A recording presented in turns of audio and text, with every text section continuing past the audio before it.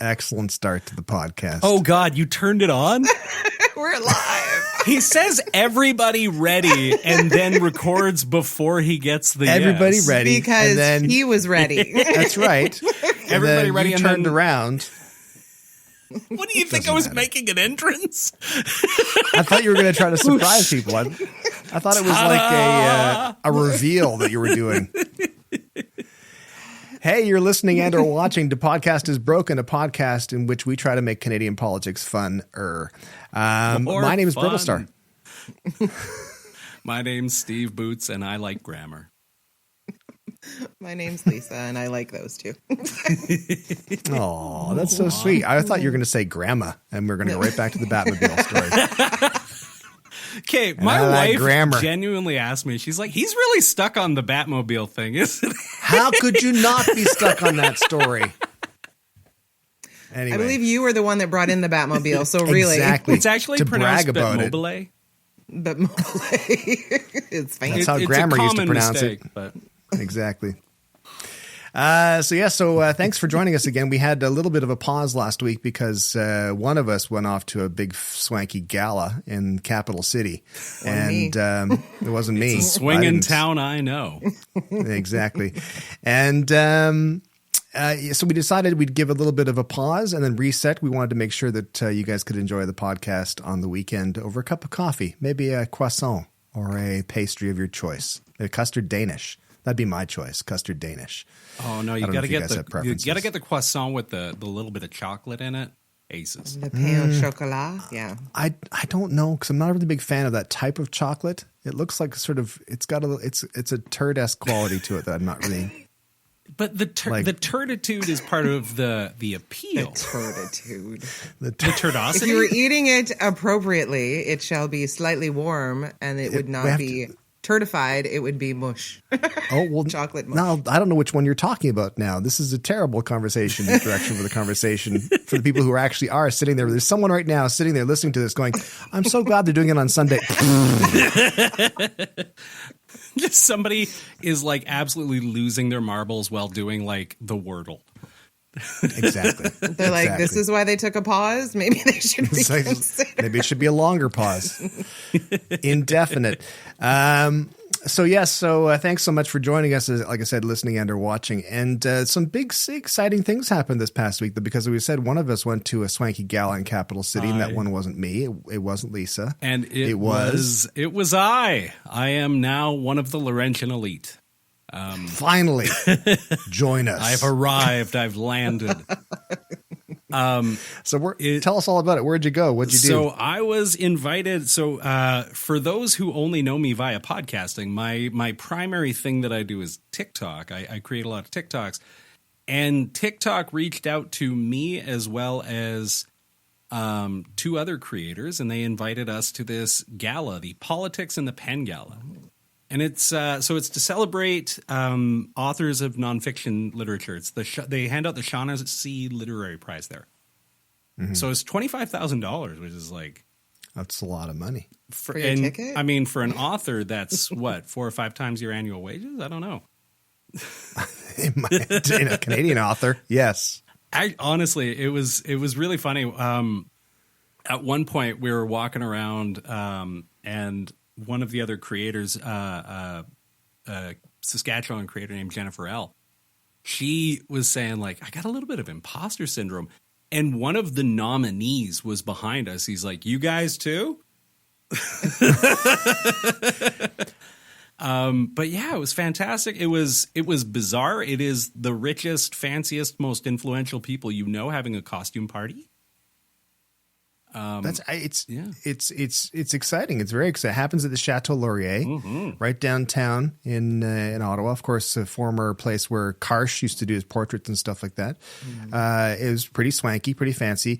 I've been. Lisa, you wouldn't understand this conversation. No. But no, it's a weird time because there's a whole bunch of politicians, right? And there's a whole bunch of journalists there as well. Did you get? Because I said to you. Before you went, and when I went last year, I was shocked at the amount of people who walked up to me and said, hey, and they knew who I was. And it was a little daunting because I'd made fun of a lot of them. I had made fun of Seamus O'Regan like that day. And I was like, oh, I just posted a video about you today. But did that happen to you? So yes and no. I got recognized like a little bit, mostly by staffers, but it's a little different, I think, because TikTok is banned on work phones on the Hill. Right. And so they're not on TikTok very much. And actually, every individual party kind of acknowledges that that's a problem, that they need to like go where the people are. Mm-hmm. And so it was interesting because it was like, I make TikToks, and they're like, oh yeah, I don't have TikTok. Okay. And okay. One thing I will note, and I loved it, is there is this precision mingling that the politicians do. It is hilarious. They greet you, they shake your hand, they have a brief exchange, and then they just sort of are gone. Mm-hmm. And it's fascinating. Yeah, I make it, I think it's similar to like how I remember back in the day when I would go to a church service with my girlfriend, because that's the kind of good young lad I was. And but you'd go to the end, and the pastor would be there shaking people's hands on the way out. Yeah. You know, and everyone would be like, good sermon, pastor, good sermon. Yeah. But he would do this thing with his hands where he would shake your hand and they'd pull you away. You're like, get out.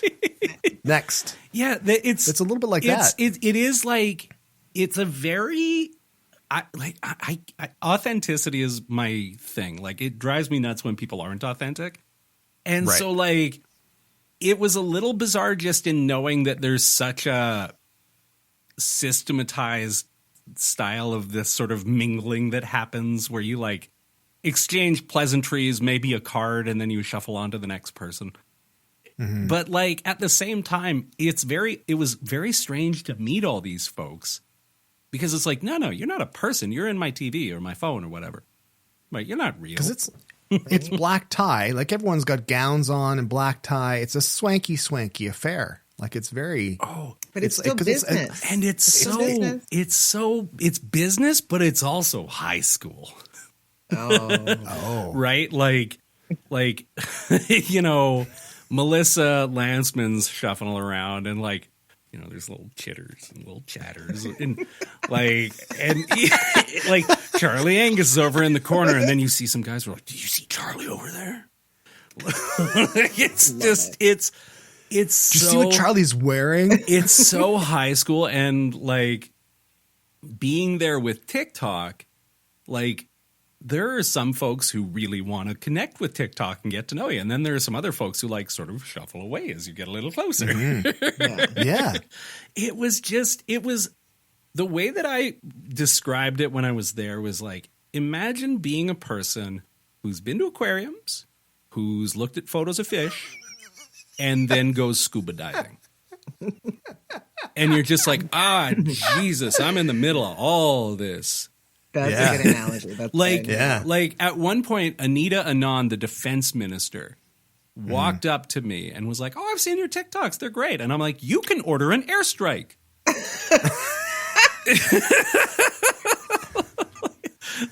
And she was like, "Yeah, what's your address?" Well, that's it. Like, I told my students, like, if I die in a drone strike this weekend, you'll know what happened. Yeah, exactly. TikTok. I need to know, like, when you landed in Ottawa, was there somebody waiting with a sign that said boots? No, there was only, I just got an Uber, but like it was very strange.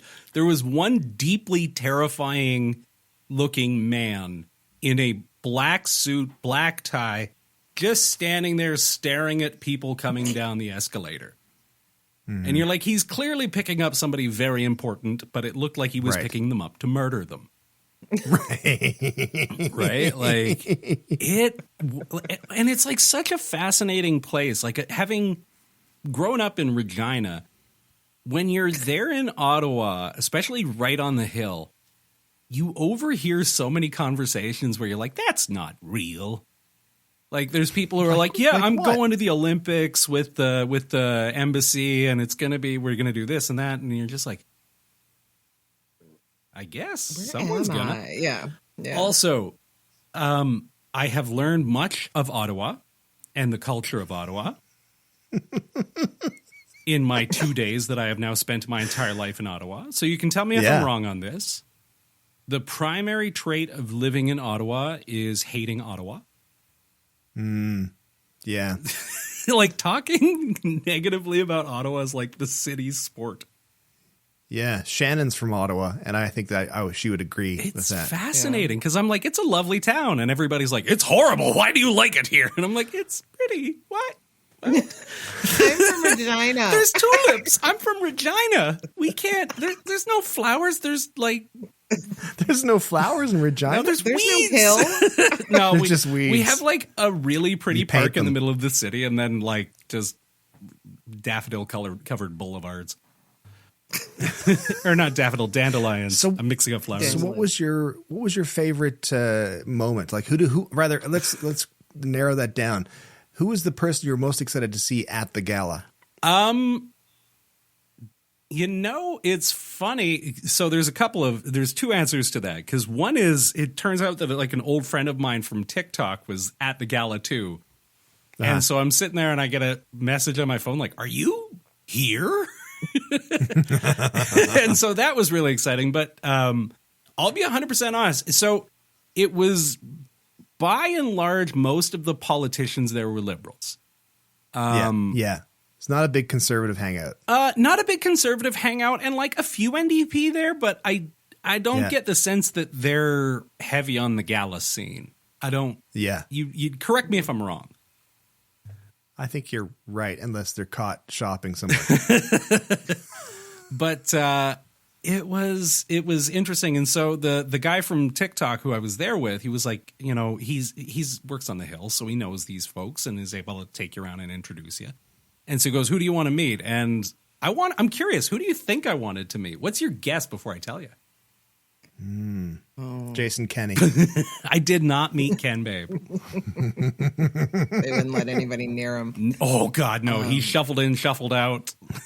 Really? That's too bad. Oh, yeah. I feel that's too bad. Because for people who don't know, this year's hosts of the gala were Kathleen Wynne, former Premier of Ontario, and Jason Kenney, former Premier of Alberta. And it was And I thought, well, that's a bit of an bizarre. odd couple.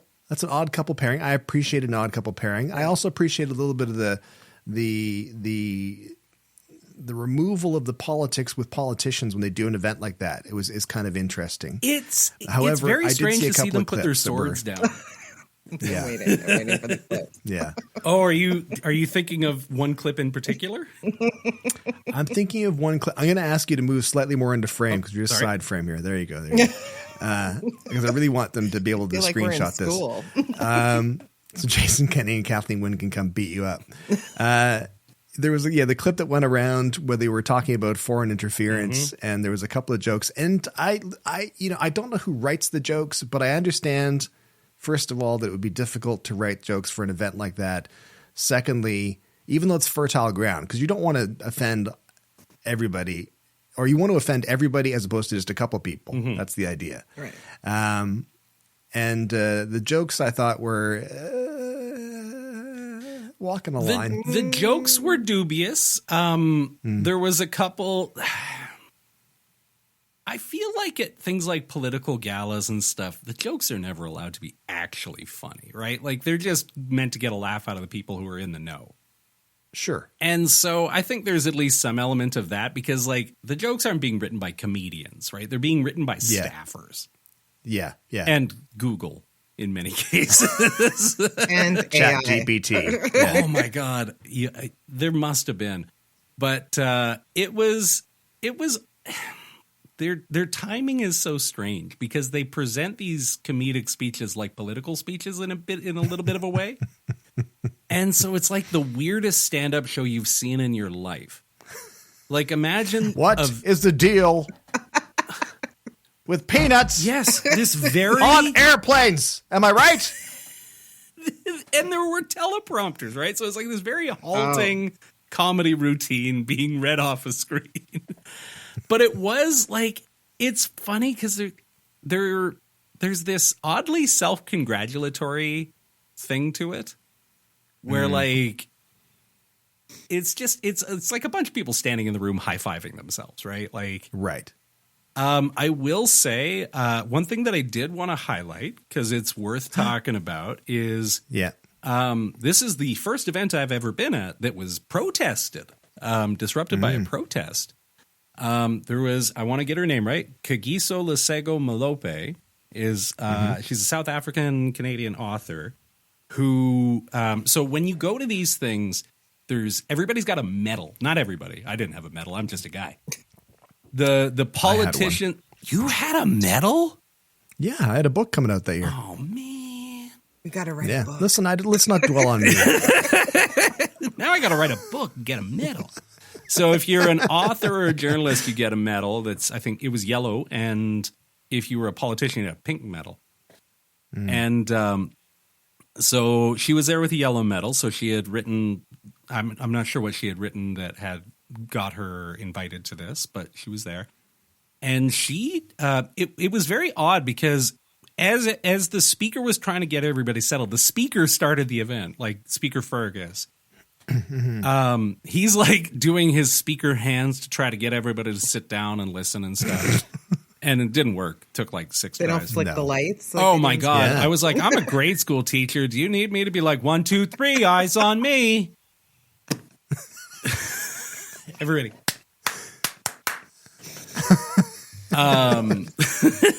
But he's going to be the new Speaker of the House at one time. Yeah. But he was up there trying to calm the room, and there was somebody else, I can't remember who, and then there was this woman, this Kasigo Malope, and she helped calm the room down.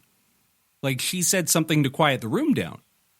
And so I think everybody in the room, Fergus included, assumed she was supposed to be up there. And she was not. I didn't realize that. No, she let herself onto the stage. Okay.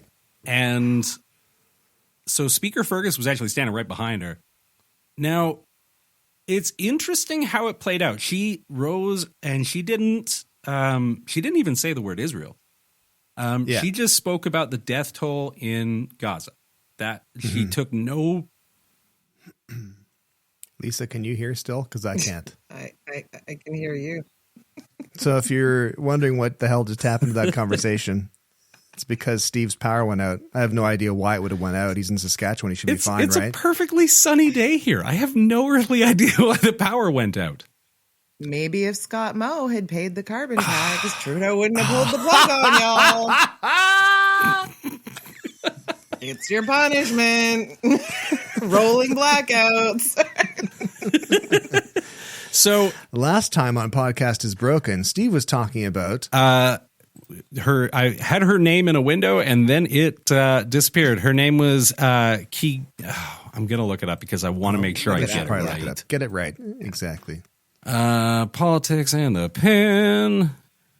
Here we go. Yes, Kagiso Lesego Malope. Right. So I believe we've got the part in there where she was like up there and helping calm the room down, and sort of it appeared that she was intended to be there. And so she spoke about the death toll in Gaza, and she didn't make a politically positioned statement. Like she didn't talk about either side of the conflict. She just talked about the human cost.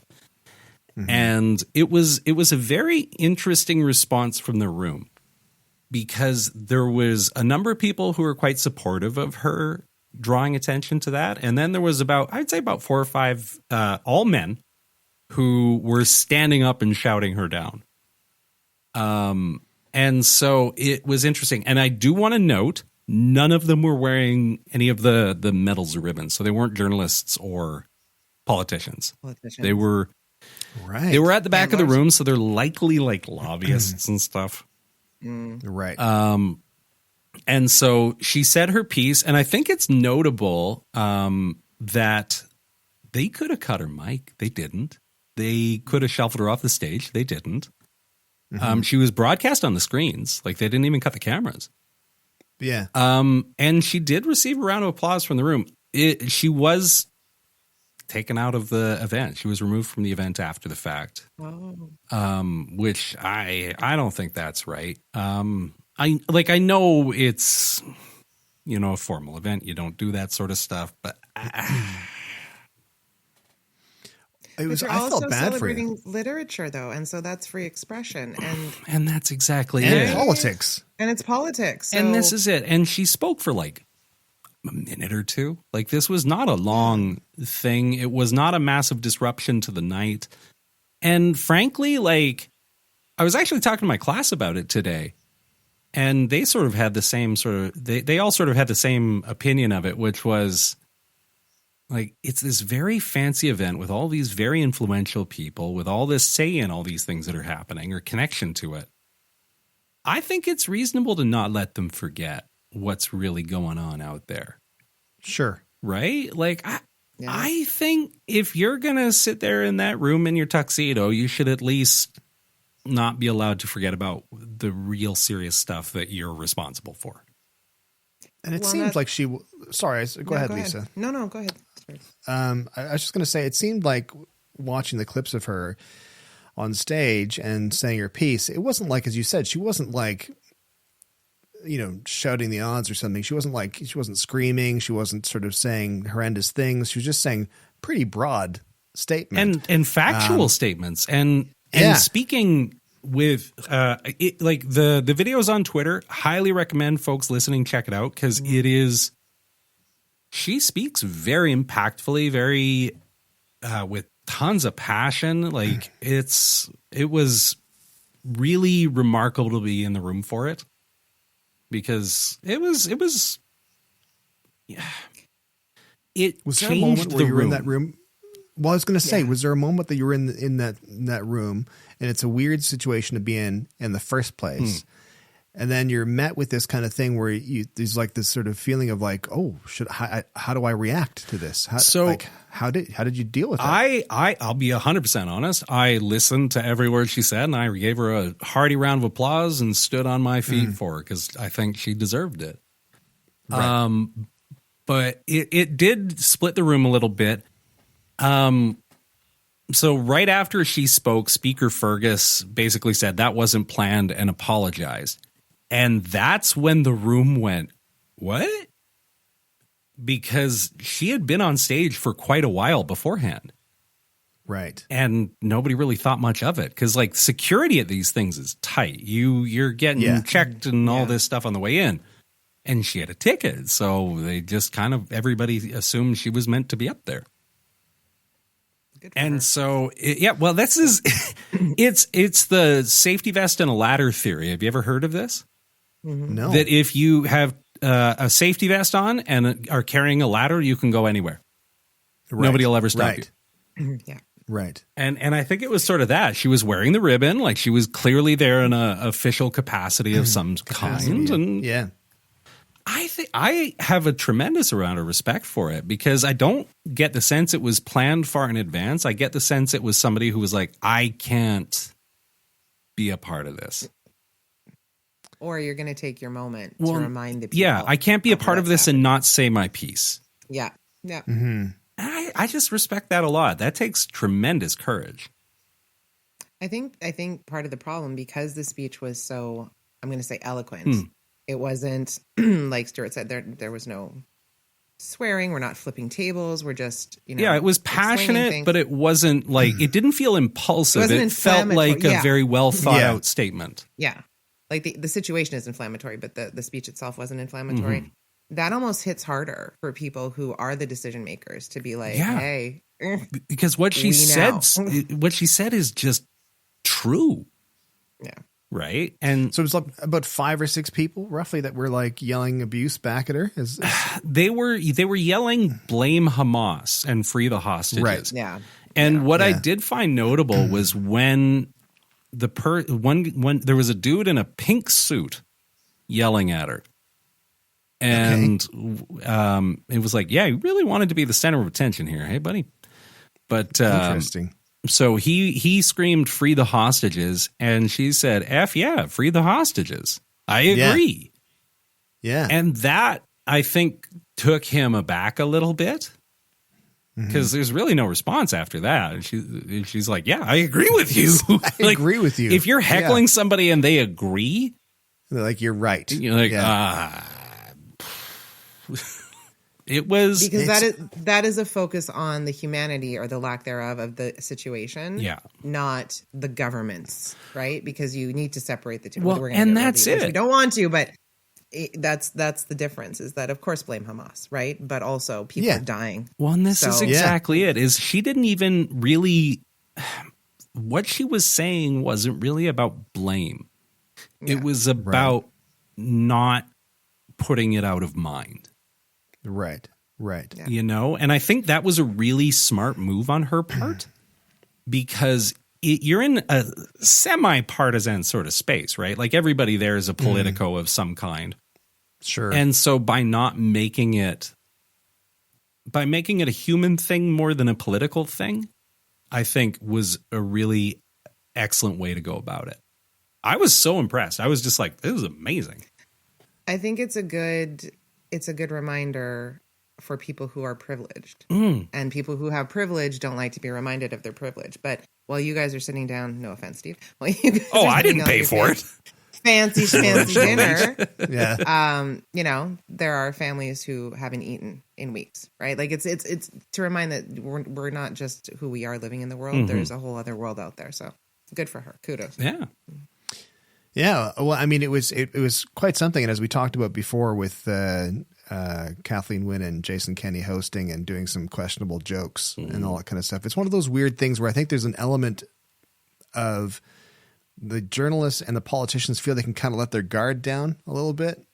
And I think that they forget that, oh, no, wait, this is still being recorded. There's a lot of cameras on it. There's a lot of cameras on it. Exactly. There was lots of that. And there was lots of just... There's no way to say this without sounding a little disillusioned. Like I knew this always to some instinctual level, but I didn't realize how much until I started talking to more people on the Hill. It's a game to them. So much of this is a game that they're playing. And it's like, it's lives, people. It's their lives. It's people's lives. Stop this. But I think to their credit, not to their credit, but I guess, well, just to their credit in a sense, I mean, that's the thing about politics is that it's people's lives, but you can't operate at that level all the time or you'd be burnt out in like a month. You have to operate in that, and you'd never stay or be in power. I think you'd never get to power. You need to play the game in order to get in power to be able to do a couple of good things. And you end up probably doing like probably 2% of what you want to do, but maybe that's all you can do. Ultimately, it's all you can expect to do. I think you have to have that desensitization to it because like Stuart said, like there's a lot of heavy things happening, right?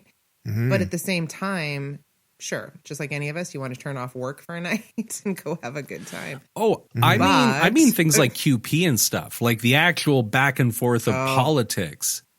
Right, because you went to question period as well, didn't you? Yeah, I went to question period as well, but even just the way they talk about political operations, like they talk about it very much like you would talk about a sport.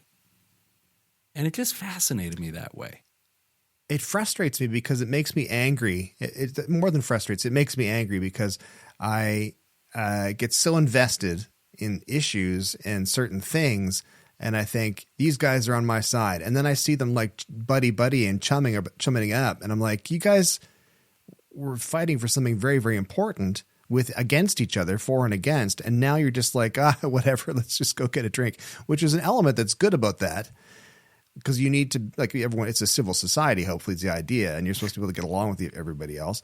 But at the same time, it's like, oh man, I feel like I think that's one of the reasons people get disillusioned with politics is that they see the issues as being really important. They see the politicians as not as means to survive. They're not taking them that seriously. That's a thing I genuinely struggled with while I was there. Is like you're kind of breaking bread with some people.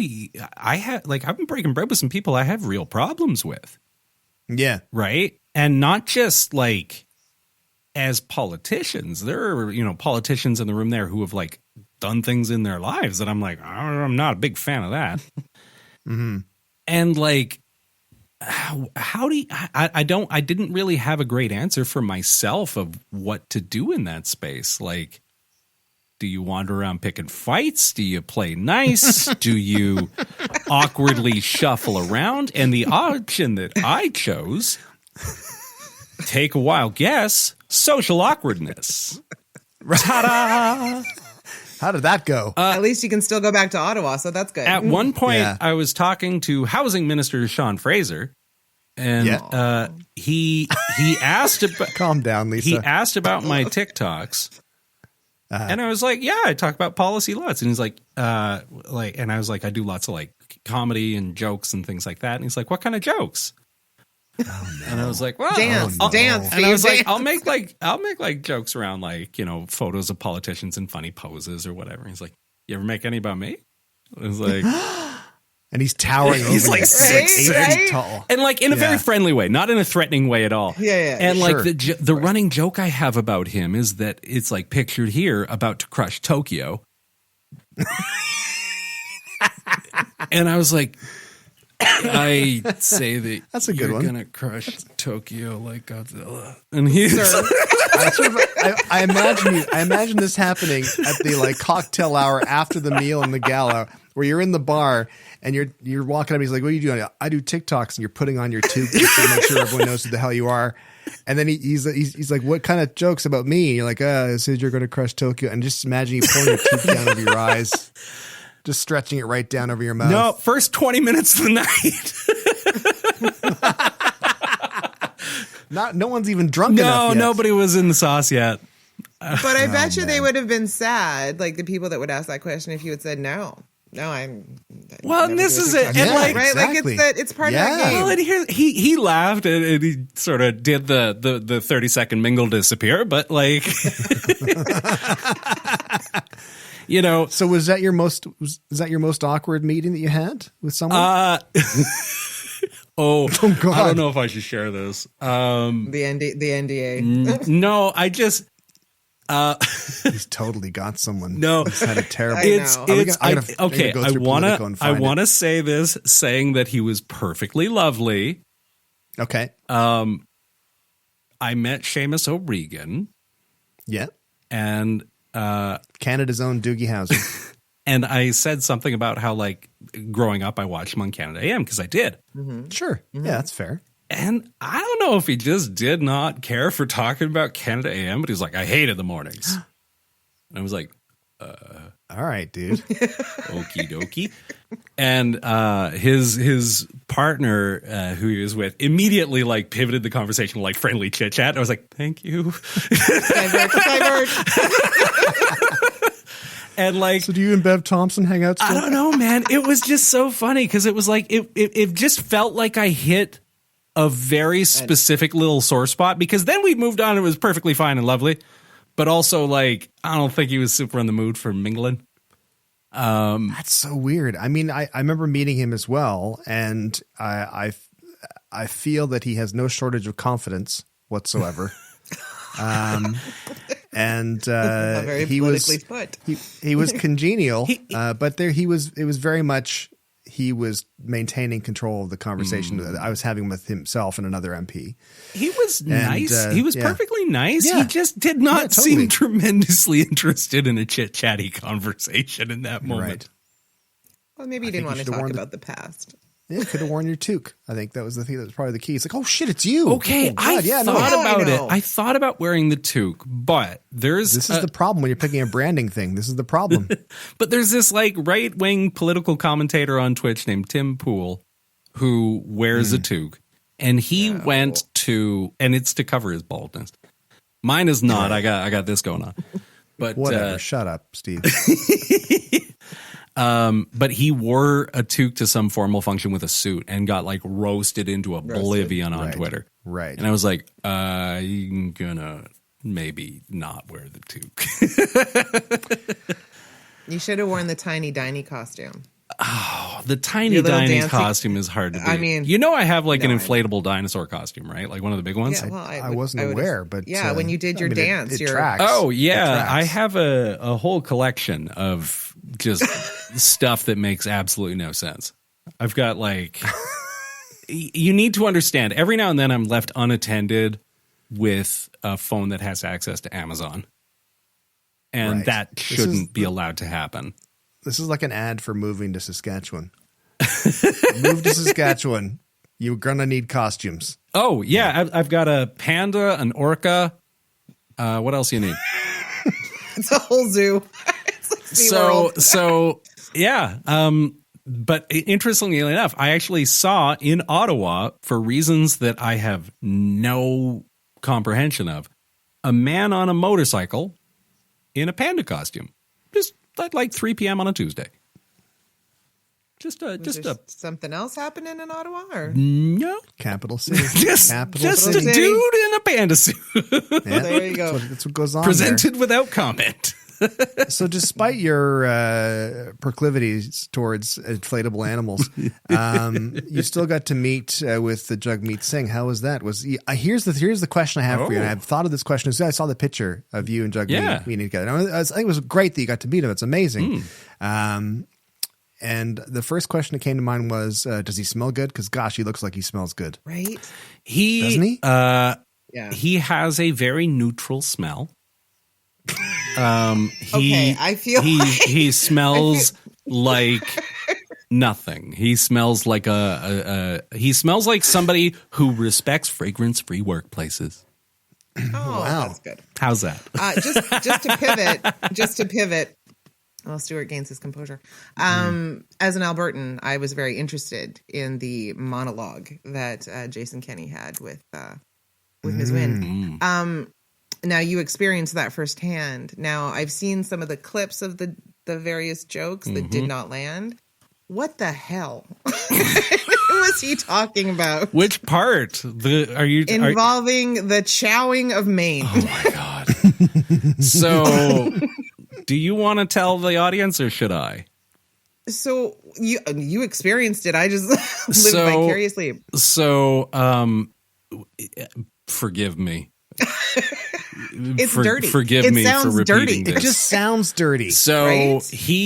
Jason Kenney brings up the topic of foreign interference because they're doing this like this odd back and forth, like randomly bringing up topics. There's no flow whatsoever. Like an award show bit. Yeah, basically. It's just and what else is in the news? So he brings up the foreign interference inquiry, and like the room's full of like lobbyists and stuff, right? So like there's like a little shuffle in the room. And then he says, did they ever try to interfere with you? Did they ever try to chow your mane? And Kathleen Wynne didn't even blink, just carried on. And the room, there was like an awkward chuckle, but it wasn't. Here's the thing. I will confess, I laughed, but not because the joke was funny. I laughed the laugh of, holy shit, did he just say that? Right? Like as somebody who appreciates a little bit of chaos, I'm just like, no way that just happened. Like because it's racist, but exceptionally dirty. Like, right? Well, it only sounds dirty. It's not really dirty. Well, here's the thing. But it sounds dirty. Like, it sounds super dirty. It sounds super dirty. Chowing your mane. And like, this is the thing. It sounds super racist, but like, in what way? Right? Like, it's just sort of it was like, those things where you're like, this is offensive, but I can't quite put my finger on why. I just know. But because it's offensive for many different reasons. The list of why it's offensive is so vast and diverse that you're just like, I don't even know how to narrow this. Like, I don't know who to be mad about first. And listen to it multiple times, which is why I'm so angry, because I had to make sure I heard what I heard. So the whole thing with Jason Kenney, and this is fascinating to me, he is trying to portray himself, and he was openly doing so at this, because apparently conservatives don't really go to this thing. Yeah. He was openly trying to portray himself as a red Tory. He even joked about it. Right. And so he outright was like, who would have ever thought that I'm the moderate Tory now, basically?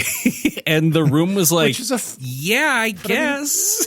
That's a fair joke. That's a fair joke, though. When you're comparing it to what we have now, which is like... But that's his whole shtick, though, has been like when he left government, is he said, I'm really worried that there's a faction that's taking over the Conservative Party that you're not going to be able to control anymore. And he was right. The inmates are running the asylum. I really do think this sort of event and hosting this sort of event for him is part of a long game. I do think that he probably has a view on coming in after Poilievre and just trying to bring himself in as like the sober second thought. Like, I'm conservative, but not nuts. Yeah, that's my theory as well. I said my conspiracy theory the last episode, saying that I think that Poilievre doesn't actually want to win. And I think that my second conspiracy theory would be that he does want to win, but I think that something is going to happen or transpire, or events are going to transpire. They're going to make him an unelectable leader, and he's going to get the boot. And then you've got people like Jason Kenney who are ready to step up. You know, every now and then, like every 2 or 3 weeks, he does or says a thing that you're like, that's got to be disqualifying, right? Which one? And then he jumps Poilievre, but he jumps 5% in the polls, and you're like, dude's Teflon. I don't even know anymore. Yeah, well, I don't know. We'll see. We'll see. Speaking of conservatives, we'll move on from now that we know that Jagmeet Singh smells neutral. He does. Attractive. Also, I think it's worth sharing. I asked my students what question they wanted me to ask the leader of the federal NDP. Okay. And they wanted me, after a class-wide discussion and vote, they wanted to know what his favorite cheese was. 12. 12, 13, 14. Favorite cheese. Okay, yeah. That's a fair question. So they wanted to know what his favorite cheese was. And so I asked, and his reaction was to get quite excited. He's a big cheese guy, apparently. He told the tale of how he fries cheese curds to make a curry poutine that he really likes. Ooh. But his favorite cheese is halloumi. Okay. Yeah. Good for a burger. You know what I mean? Not what I would have guessed for like a go-to cheese, but it's a good cheese. And there's another one that's like it's the one that's rolled in black in ash from Quebec. I can't remember the name of the one. Black Chev or something like that. Okay. He said that. He was very excited to talk about cheese. Who's ever asked him about cheese? Nobody. So good for your students. Bravo. Yeah, good for your students. That's amazing. It was terrific. That's a great question. I was like, and he was so excited to talk cheese. He's like, finally, this is why I got into this game. He's like, I didn't want to talk politics. I want to talk cheese. Love it. I'd like to table some cheese, if you know what I mean. And like his chief of staff then tells the story of the time they like had a poutine cart, the cheese curds and all this stuff. And it's just God. This is the NDP are fun. This is fascinating. That's one of the weird things, right? And it's actually one of the things I was thinking about just before we move on from the event that you went to, is that when you were there, I thought one of the cool things I remember about being there is that when you meet these politicians, first of all, as you said, you realize to a lot of them, or the majority of them, it's a game. Mm-hmm. There's the game of politics, which takes precedent over most things. Principle. Yeah, most things, exactly. But then you also talk to them, you think, these are just like folk. These are just like, for the majority of them, are just like people. Some of them are weirdos. Some of them are nice. Some of them are like, you know? I think I was expecting them to have some sort of special sauce, and then you talk to them and you're like, some of them are quite obviously clever, and some of them are quite obviously maybe a little less so. Also, it was like, because it's a gala, half of them are in the tank. Right. Which does. It's time to ask them about cheese. Yeah. Oh, you know, so the best was there was a couple who like, I call it the dairy stare. When they get the eyes of the dairy cow, or there's no, it's a Saskatchewan thing. The spaced out sort of drunk. There was a couple of them around the room, which is always a favorite. Oh yeah, it's good. I won't name any names, but I remember meeting a couple that wouldn't stop touching my face, and I was like, okay. I am like 12 drinks behind you people. But I'm willing to catch up. And even then, that would be wrong. Yes. Exactly. It'd still be wrong, but at least I'd feel better about it. So I was going to say, as we move on from the event, I wanted to talk really briefly about a couple of weird things that happened. One was a video that came out from Leanne Rood, who's the MP for Grand Bend, Kent, Middlesex, I believe. Leanne follows me on Twitter, so she's got to have some sense of taste. I think that she's she's smart, obviously. I mean, she follows you me. for now. When this episode comes out. And there's been a couple of things that Leanne has posted where I thought to myself, I should really make fun of that. But then I don't, because I feel bad because I've been spoiled by going to things like the politics of the pen thing. You're like, well, she's probably nice. And she probably is.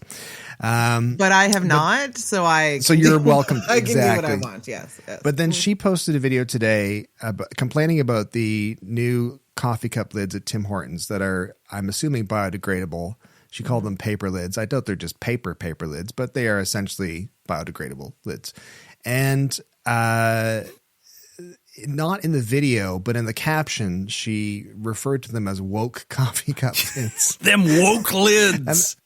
And I thought, oh man, you can't tee it up like this for me, Leanne. This is too easy. This is too easy. Hey man, the low-hanging fruit is the sweetest. I guess. In another tweet, she called it wacko. Oh yeah, like they're trying word. so hard That's to make their word. wacko happen, and it's like it's not going to happen. Oh my god! In QP, they were yelling it constantly, and it's like, guys, this is really? not getting any traction. Please stop yelling wacko. Yeah, stop trying to make wacko a thing. Right? It's not going to happen. Oh my god! Talk about Mean Girls. There you go. My favorite part of the video is by far the huge amount of lipstick she left on the coffee. Like, truly, it looks like she was halfway through her coffee. How long does it take you to drink a cup of Tim Hortons coffee that your lid is degrading as you're drinking it? Like, I don't understand that. To be fair, they can sit in your car sometimes. Sometimes you forget about them. You go to a meeting, you come back out, you're like, it's still there. It's cold, but whatever, I'll drink it. I get that. And I was mentioning this to my youngest son earlier today about the video. We were talking about it. And he said, first of all, she's right to complain about the lids. That's an issue. But she's got the wrong framing here. The woke framing is not it. Let's go after the fact that the lids are crap. That's it. So I don't he's deleted the tweet since, but the conservative MP from Mission Matsqui, Fraser Canyon, Brad V-I-S. Oh, yeah. He called it downright un-Canadian. And then Twitter immediately bombarded him with the information that Tim Hortons is not a Canadian-owned corporation anymore and hasn't been for over a decade. Yeah, it's downright Brazilian. Tweet has since disappeared. Oh, man. So, heavens. I mean, Leanne, I get that you don't like the lids. That's totally fine. I feel the angle of calling them woke lids was, everything I don't like is woke. Right? But and then she slammed their pizza, which fair enough. Like, I don't know why she who decided that was a good road to go down, but your woke lids and your wacko pizza. Okay. No, exactly Tim Hortons is amazing because they're taking the small town store approach to being a business. We're not going to do anything well, but we're going to do so many things. All of it. We're going to do everything. Like, you can get your live bait, your medicine, marriage license. your marriage license. It's the same sort of thing. You can get everything you need. You can get all of your meals of the day. They will all be subpar. Exactly, and they will remain that way until they decide to sponsor this show, in which case we will change our tune. But none of that is woke. No, none of that's woke. Exactly. I think the obvious wokeness is in the lack of diversity in the menu. You can't get plain pizza. They want things to be flavorless. They want things to be bland. I don't know. That's the woke part? I don't know. I cannot figure out a single possible explanation because, you can bring up wokeness in a conversation about, human rights or any of that stuff, and at least it fits. But in this one, what about pizza and coffee is woke? Like the definition and the intent of what the word was supposed to mean, and that they've now translated it into anything that is not alt-right is woke. Well, like my understanding of wokeness is that it means like aware of injustice. Yeah, exactly. Right. Social injustice. You've awoken is the idea. I get it. I mean, it's supposed to be like just basically not a jerk. You're like, this coffee cup lid is aware of injustice and it infuriates me. Yeah, but we need to... Then as the woke, we need to come up with something that's comparable for them. Just to complain about? So here's the thing. No, that is so coma. Like, what are we gonna say? But this happens from time to time, though. Like, woke for a brief period of time was like a thing that progressive people said. And then immediately the most obnoxious people in the world took hold of it. And now no progressive calls anything woke at all. No, I remember doing a piece a couple of years ago, and I had a woman who was helping me do some writing for it and research, and she was probably about 23 at the time or something, and said something about woke, and she's like, the first thing about woke is that nobody says they're woke. Okay, like nobody's saying that. Right? It's just not a thing. Nobody is identifying themselves as woke. As woke. No. But what I found really interesting about the post by Leanne is that she attacked Timmy's, and if you asked me just sort of objectively, I would think that would be Timmy's is very much a favorite of the conservative population, I would think. Don't you think? Like, they're not saying, no, I'm going to Starbucks. They're not saying that. No, but they're still mad at Tim's for the kids camp where kids had to be vaccinated. Because right. They're still quoting that stuff, right? So right.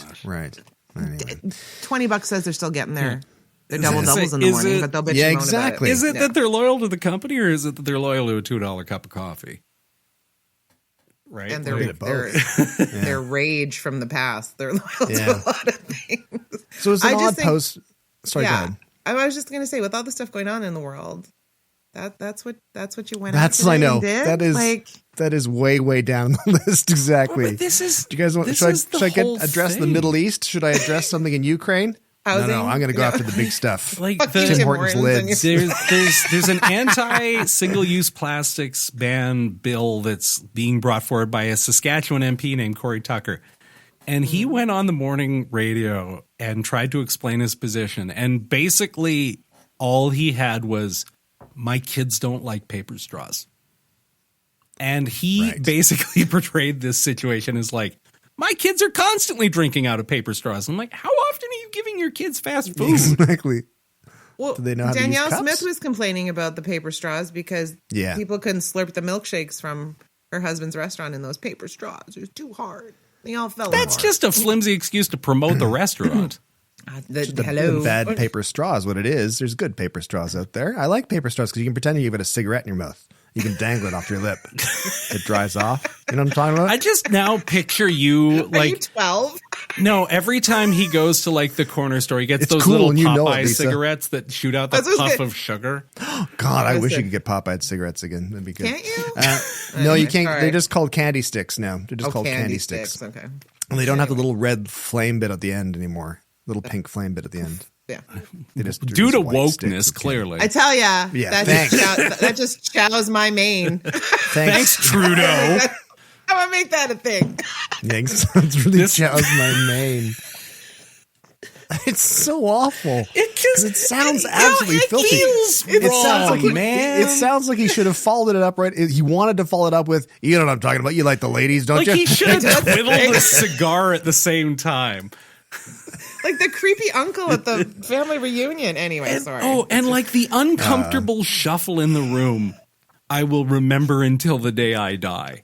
Because like there was a couple of folks who laughed, and then a lot of folks who were just like, "Sure, sorry, what?" Because you would laugh thinking it's a joke. I'm going to laugh, and you laugh. And it's like that scene in Pulp Fiction where they actually shoot the kid in the head in the back of the car, and everyone goes, "Oh God, why am I laughing?"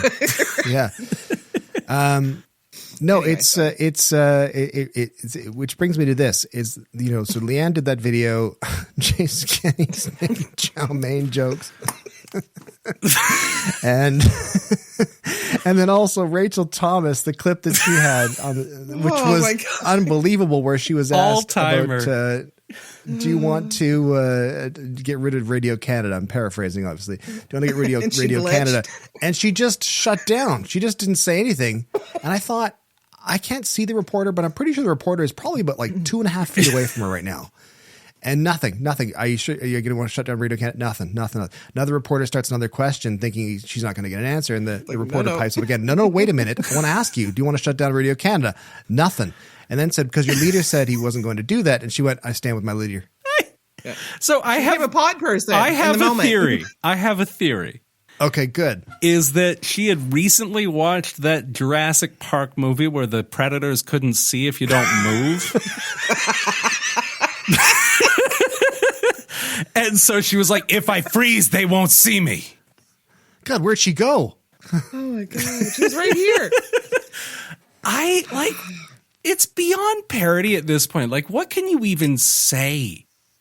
Like, I don't understand it, because it's like watching Melissa Lantzman on Vasha Capello's show, and where she just parroted talking points with no proper answers. It's like, surely they must go home and cry and go, God, what am I doing? Do you not feel weird after having done that, where you're like, yeah, I'm supposed to answer these people's questions, but instead I just stared at them for a couple of seconds and then went about my day? Yeah, but here's the thing: if you're if you're going out into pressers and engaging with reporters, and the CBC's asking you a question, and the woke CTV's asking you a question, like, you should be preparing like your standard statements of how you're going to answer these questions. Yes. So yeah, you don't have to give answers we want. You can just give answers. No, I think this is the new model. This is the new model. Just like if my wife asks me a question that I'd rather not answer, just blank stare. It's like, Dairy stare. Did you take the garbage out? Dairy stare. I support my leader. And then just like I support my leader. Walk out. Like, please tell me what my leader said. To make matters even worse, despite these gaffes, the Liberal Party still somehow maintains this miraculously uncool optics, and I'm like, guys, get it together. This is horrendous. They seem incredibly uncool still, and you're like, look at all the gaffes. How is this possible? How is it possible that they're still uncool compared to what they're up against?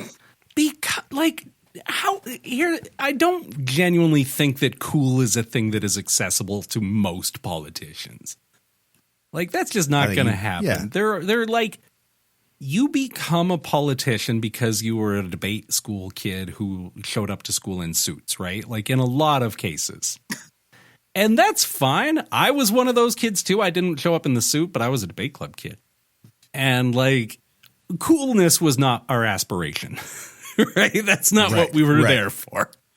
So like, I don't know if cool's really the avenue. It's more just like, a lot of politics, I think, feel really sort of adrift right now. It just doesn't feel, it feels like everything's treading water. Nobody's getting anywhere. Things are getting worse.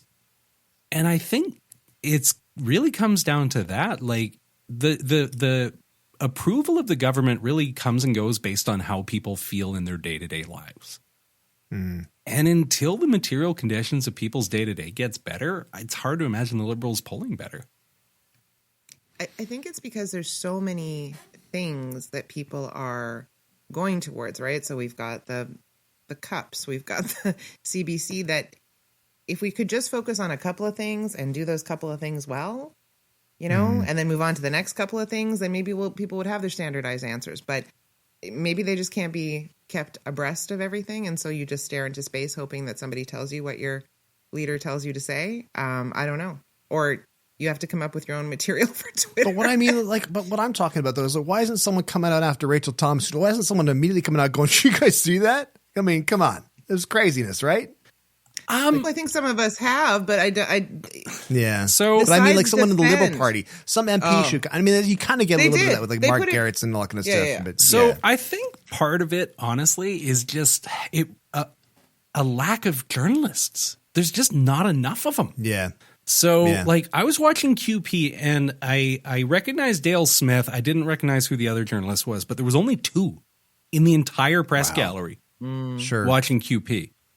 And like, I get they can watch remotely and all that stuff, but the fact is, like, there was 2 journalists on the Hill at that moment. Yeah. That's kind of wild. I think it has to do with comms. Like, the Liberal comms department needs to get better and start jumping on those sound bites, right? And putting it out there. Like they did. They posted it on Twitter, but it was just kind of like a...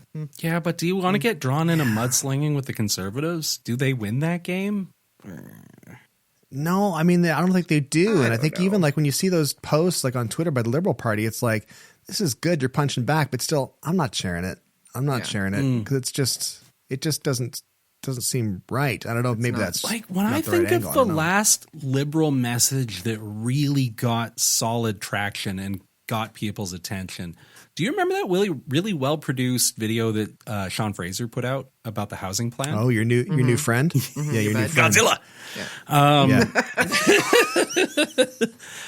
Yeah, but like that got people's attention, at least on social media, and it's because it actually said something. Yeah. And I think that's really where the Liberals need to be coming at this, is from a place of substantive policy, because in a war of vibes, they're not winning against the Conservatives because they're on the outside. They don't have a record they're really attached to right now. Yeah. So easy for them to just throw punches without a lot of consequence. So basically what we're saying is the Liberal Party just has to get cool. That's it. Yeah, obviously. I think start smoking. If Trudeau shows up with like a white T-shirt, pack of cigarettes under the sleeve, leather jacket, slick it back, the whole thing. Oh, he should grow the pirate goatee he had in like 2015. No. Remember that thing? I think he should. Yeah, he should, just to annoy people. Oh. Like, I don't belong to anyone. Yeah. I'm a rebel. Like I'm too woke for you. I'm a loner. I'm a rebel. Okay, well, listen, considering we think we've been a little long here, so we should probably wrap things up. But before we do, because of Steve and, because of Scott Moe not paying the carbon tax. Yeah, exactly. We wrestled for that joke.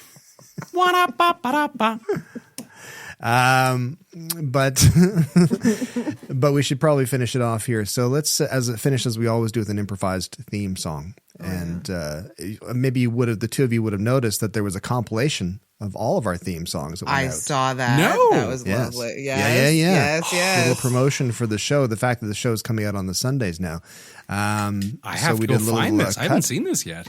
You were busy at a gala, so sorry. Yeah, exactly. I left Ottawa at 8 p.m. last night. Okay, enough about you. Let's go back to work this morning. I am so tired. Yeah, I left Ottawa at 8. I had to go to a big gala. I had to go to a gala and got free food. Jagmeet smells neutral. Sean Fraser loves me. Whatever. Sean Fraser loves me. He's very, very tall. He's taller in person, you know. Sean Fraser's atomic breath flattened the room. Okay, what are we doing? Who's playing what this week? I have a bag of candy that I'm going to crinkle rhythmically. Okay. I have a pop can that I'm going to tap. Okay, that's good. I like it. Should we pick a genre, or should we just go for it? I'm going to crinkle the bag of nerds in a real bluesy sort of way. Bluesy. Okay, well, that's good. That makes total sense to me. I'm ready. That vibe. Let's do this. Okay, let's go for it. Podcast is broken. Podcast is broken. Podcast is broken. It's broken all the way down. Podcast is broken.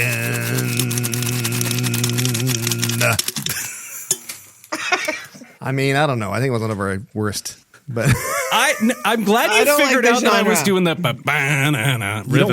I'm glad I picked up on that. Yeah, it was good. Yeah. I think we just freestyle it. I don't think we go with a genre next time. No, exactly. It was I don't too think much. that helped. I was heading into a voice. It's not good. It's a hat on a hat, good. really. It's a hat on a hat. Exactly is what it is. I was trying to Get back to Steve. Stay on Jeff Healy. So. Thank you so much for watching and or listening. Remember, you can subscribe at podcastisbroken.ca, which is through Substack. And you best get in there quick because we're going to start charging people soon. And you can also, of course, enjoy us on your favorite podcasting platform, which, of course, is Apple Podcasts, according to the numbers. So thanks for listening. I don't know why. Yeah. Thank you so much for appreciate listening. We'll see you next week. Enjoy the rest of your day. See you later. Take care of yourselves, folks. Bye.